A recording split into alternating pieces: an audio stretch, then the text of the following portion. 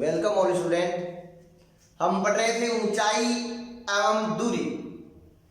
ऊंचाई क्या होती है वो पढ़ा, दूरी क्या होती है वो पढ़ा, दृष्टि रेखा क्या होती है वो पढ़ लिया और हमने अवनमन और उन्नयन कोण पढ़ लिया। अब हम चलते हैं क्वेश्चनों पे। क्वेश्चन में वही चीजें काम आएगी जो हमने बेसिक पढ़ा है। आपने तैयार कर लिया बेसिक, बहुत अच्छी बात है। अब हम इसके आगे चलते हैं क्वेश्चन। क्वेश्चन क्या दिया गया है? पहला क्वेश्चन है, एक स्तंभ के ऊपरी सिरे का उन्नयन कोण। एक स्तंभ है, स्तंभ का मतलब खंबा, पोल।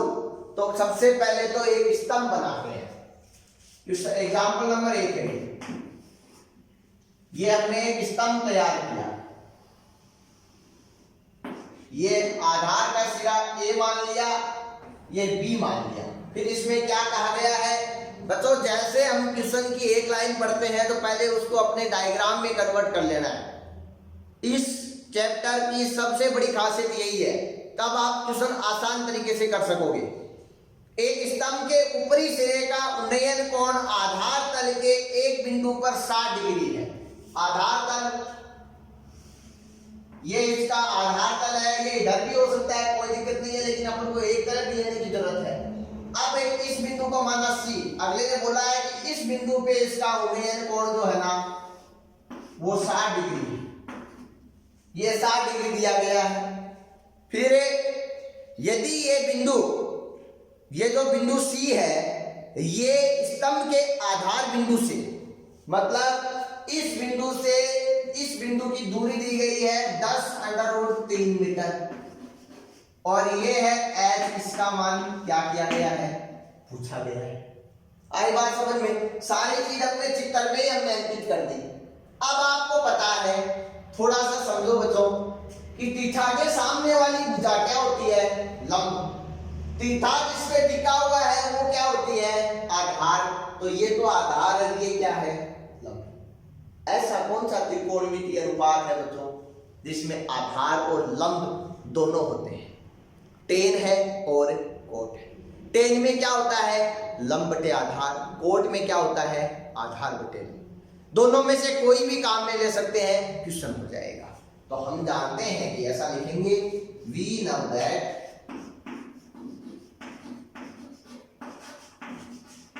हम जानते हैं कि टेन थीटा बराबर लंब बटे, ठीक है। यहां पर जो वैल्यू दी गई है वो रखते हैं। थीटा का मान कितना दिया गया है, 60। लंब का मान कितना है, h। आधार का मान कितना है, 10√3। अब बच्चों tan 60 का मान कितना होता है वो देखना है, ध्यान होगा शायद। tan 60 की जो वैल्यू है वो कितनी होती है, कितनी होती है, √3 या 1/√3। tan 20 की तो 1/√3 और tan 60 की √3, h/10√3। अब h बराबर क्या आ जाएगा, 10√3 गुणा में √3। अब ये मीटर में दी हुई है तो ये भी मीटर में आएगी। 10 को 3 से गुणा किया, h बराबर कितना आ गया, 30 मीटर। यही क्या है, आंसर। क्वेश्चन हो गया बहुत ही सिंपल तरीके से। अब चलते हैं अगले क्वेश्चन में, क्वेश्चन नंबर 2 में। क्वेश्चन नंबर 2 क्या दिया गया है वो देखते हैं। क्वेश्चन नंबर 2 में दिया गया है, 50 मीटर ऊंचे पुल से, एक 50 मीटर ऊंचो पुल है, कट्ठा ऊंचो है, पुले धरातल ऊंचो है। तो पहलो काम तो ही करा, 50 मीटर ऊंचो एक पुल बना लिया। जो तो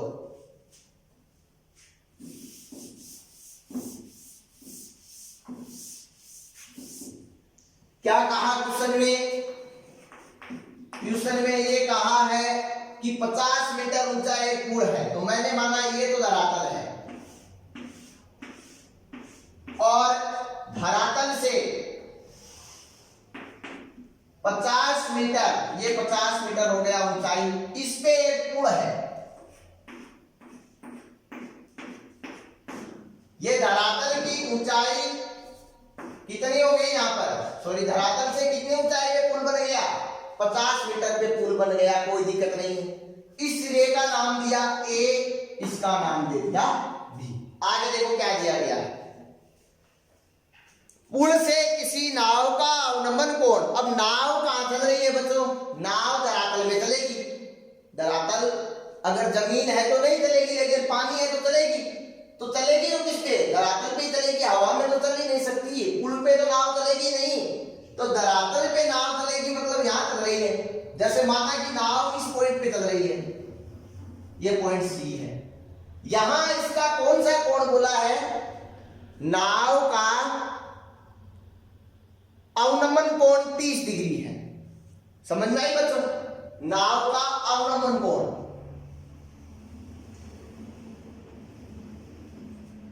जब वस्तु, ध्यान देना, जब एक वस्तु क्या हो, कहां से नीचे हो, जो देख रहा है उससे, मतलब प्रेक्षक से अगर वस्तु नीचे है तो कौन सा कोण बनता है, अवनमन बनता है कि नहीं बनता बच्चों। तो यही देखना है कि प्रेक्षक ये है, यहां पर पुल पे कोई आदमी खड़ा है, नाव नीचे चल रही है, वस्तु नीचे है, तो सीधी सी बात है कोण कौन सा बनेगा, अवनमन कोण। और अवनमन कोण बनेगा कहां पर, यहां।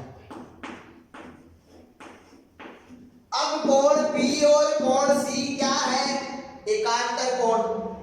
कोण पी और कोण सी क्या है, एकांतर कोण। और एकांतर कोण का मान क्या होता है, बराबर। तो इसका मान भी कितना हो जाएगा, 30 डिग्री। अब पूछा क्या है, वहां जाते हैं।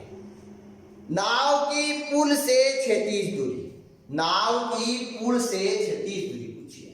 क्या पूछा बच्चों, नाव जो है उसकी पुल से क्षैतिज दूरी। समझ में आई बात। तो जैसे अब इस क्वेश्चन को अपनी इस बुक की लैंग्वेज में लेके चले। अब तक समझने की लैंग्वेज में ले गए थे, अब आओ बुक की लैंग्वेज में, कि यहां पर ये कोई समुद्र है, समझ में आई बात। और इससे 50 मीटर की ऊंचाई पर, यही तो बोला गया 50 मीटर की ऊंचाई पर क्या है, पुल है। समझ में आई बात। तो ये 50 मीटर ऊंचाई देती है, ये पुल जो है इसकी अब क्षैतिज दूरी पूछी है। तो क्षैतिज दूरी का मतलब क्या होता है, मतलब इसका इससे एकदम जो इसी रेखा में हमें दूरी निकालनी है, मतलब आधार बिंदु से दूरी निकालनी है। समझ में आई बात। तो इसका आधार बिंदु कौन सा है बच्चों, पुल यहां पर है, तो आधार बिंदु कौन सा है, ये है। यहां से ये आधार का मतलब नींव इसकी कहां से है, यहीं से, यही दूरी पूछी है, क्षैतिज दूरी। तो यहां से कौन सी दूरी, ये मान लिया अपन ने कितनी है, x है, जो हमें क्या करनी है, क्या करनी। आई बात समझ में। अब बच्चों ये क्या है, लंब, ये क्या है, आधार, ये दिखा दिया हुआ है। वही बात वापस आ गई, लंब और आधार कौन से अनुपात में आते हैं, 10 में आते हैं। वही चीज पुनः लिखेंगे, we now that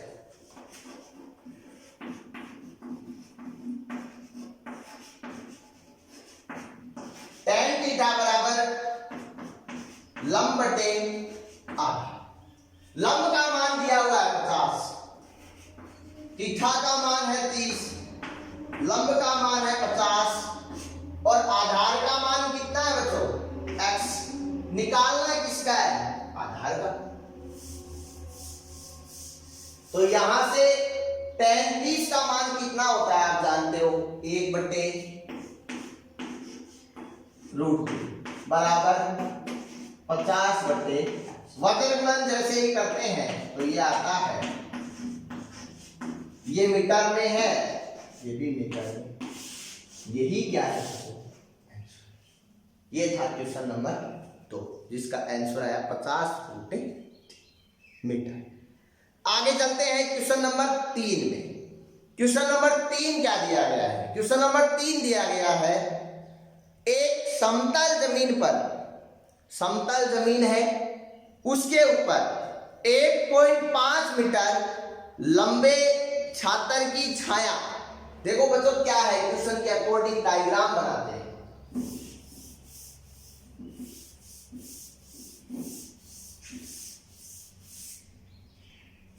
question number 3, एक छात्र है, उसकी लंबाई 1.5 मीटर है। ये कोई बालक है ए बी, जिसकी लंबाई है,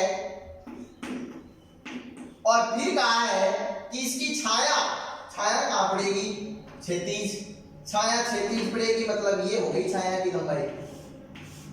इसका मान इसने कितना दिया,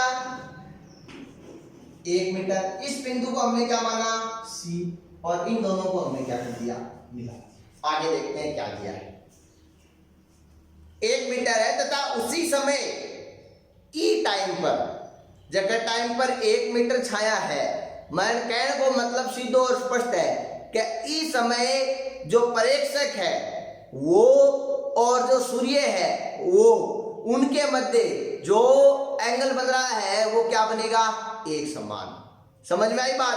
आप देख लेना, घर में जैसे 2 पेड़ है, खेत में जैसे 15 झांकियां हैं, दोपहर के 2 बजे उनकी जो छांव होती है सबकी एक ही दिशा में होती है। ऐसा तो है ही नहीं कि एक की छांव दक्षिण की ओर और एक की पूर्व की ओर और एक की पश्चिम की ओर, होता है कभी ऐसा? नहीं होता, क्योंकि सूर्य एक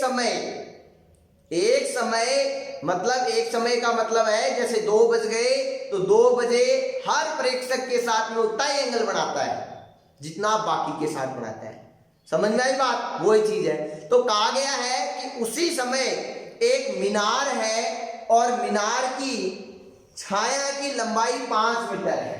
इसी समय एक मीनार है, ये मीनार का मतलब कोई बिल्डिंग हो गई ऐसा मान लो, वैसे मीनार अलग चीज होती है। इसकी जो लंबाई है वो क्या है, 5 मीटर दे दी सी, इसको मिला दो। पूछा क्या है, 5 मीटर है तो मीनार की ऊंचाई ज्ञात कीजिए। अपन को एच निकालना है। क्या निकालना है, एच। अब देखो 2 चित्र तैयार हो गए, कैसे निकाल सकते हैं वही समझना है। बोर्ड पे आओ। ये एंगल थीटा है, मैंने कहा इस समय इतना ही एंगल ये बनाएगा। अगर कोई तीसरा होता है ऐसे समय तो वो इतना ही एंगल बनाएगा। आधार दिया हुआ है, लंब दिया हुआ है, ठीक है। तो tan थीटा स्थिति फर्स्ट में ऐसा लिख लो, स्थिति फर्स्ट tan थीटा लंब बटे r। कितना मान थीटा का है, नहीं दिया हुआ नहीं है। लंब का कितना दिया हुआ है, 1.5।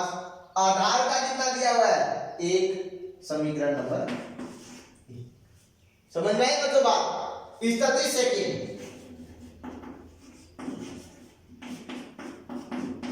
सेकंड स्थिति में tan थीटा लंब का मान कितना है, h।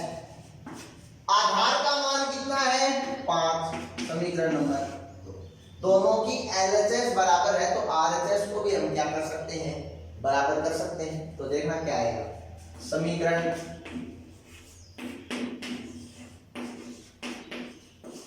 1 व 2। समीकरण 1 व 2 से हम कह सकते हैं यहां से आएगा 1.5 बटा 1 बराबर h बटा। वजन गुणन कर लो बच्चों, वजन गुणन करेंगे तो क्या आएगा, h बराबर 1.5 गुणा 5, आपस में गुणा कर लो। प्रथम 25, 2 5 और 2 7, 7.5 किसमें दिया हुआ है, मीटर में, तो ये भी किसमें आएगा।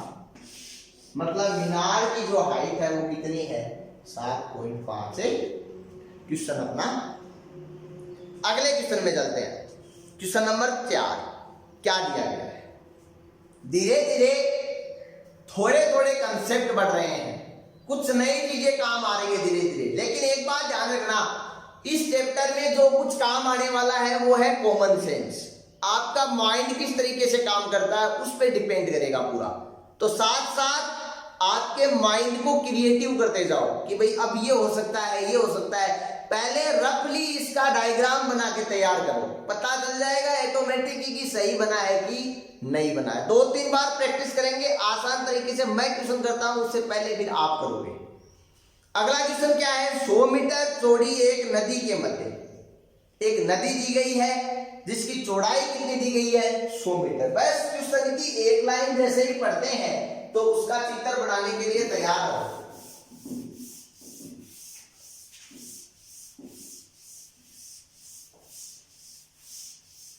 एक नदी दी गई है, मैंने माना कि ये एक नदी है,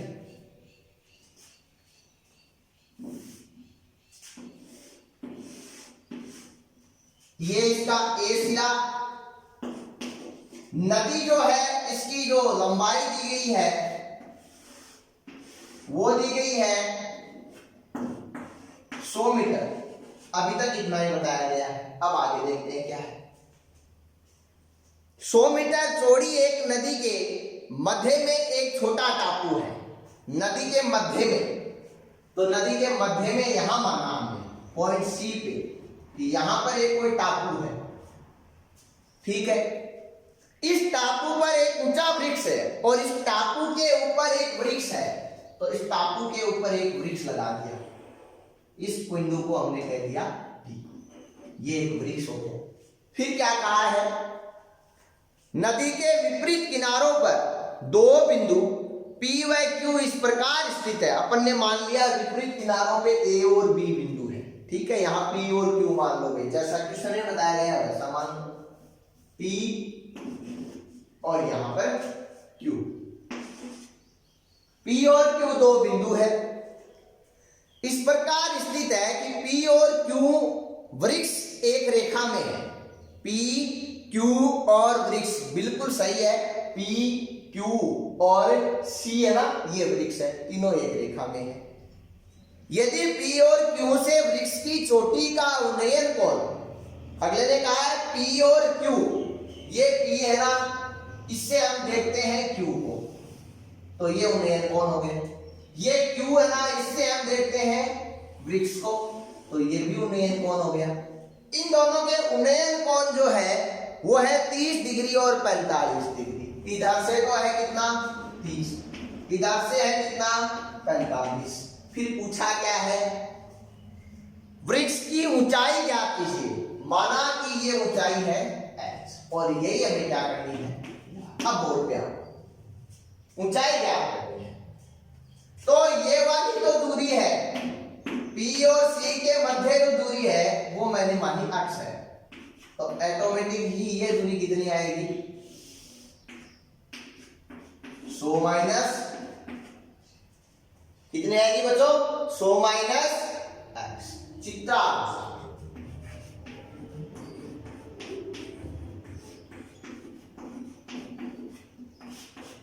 पहले ये त्रिभुज लेते हैं, इधर बनाए त्रिभुज PCD में।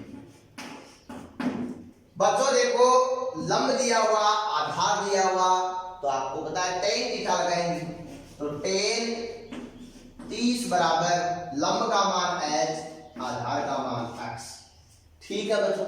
tan 30 का मान कितना होता है, √3 h बटा x, समीकरण नंबर याद तक का काम। अब चलते हैं त्रिभुज, कौन सी रह गई, QCD।